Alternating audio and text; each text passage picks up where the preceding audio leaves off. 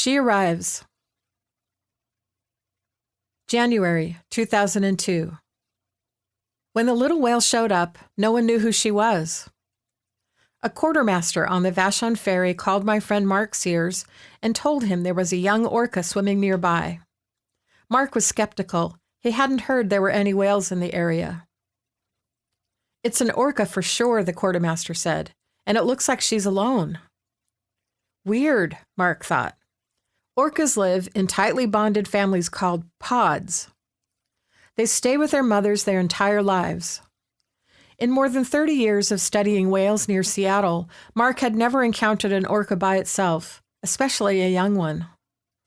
But the quartermaster was a reliable spotter, so Mark decided to go out and have a look. As he got dressed to go out on the water, Mark wondered if the animal could be a Dall's porpoise.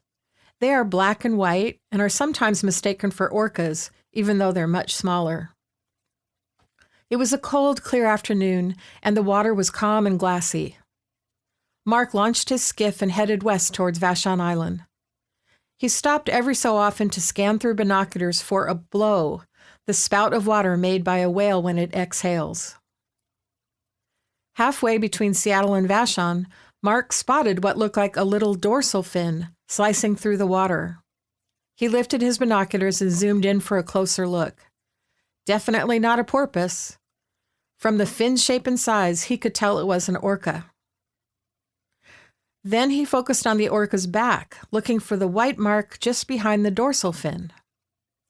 Every orca has a white mark called a saddle patch that is unique, like a human fingerprint. It's one of the main ways to tell orcas apart. But Mark couldn't find a saddle patch on this little whale. Its skin was gray and blotchy, covered with bumps.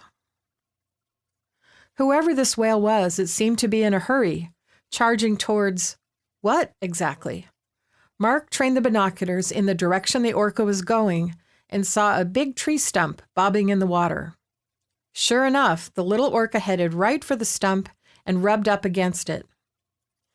Mark slowed down and moved the boat closer to get a better look.